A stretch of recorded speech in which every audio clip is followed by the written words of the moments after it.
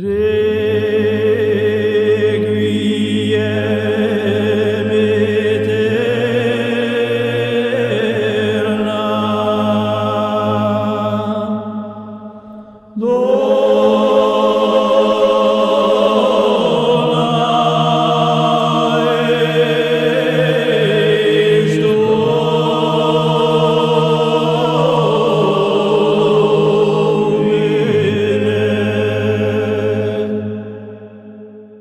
Et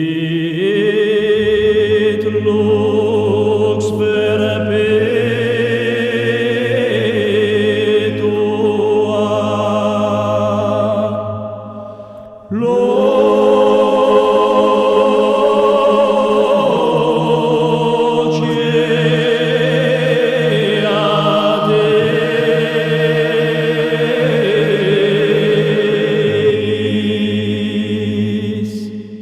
te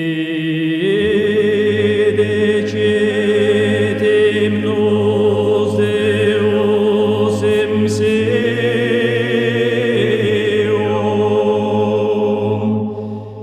et ibi redertur votum in Hierusalem.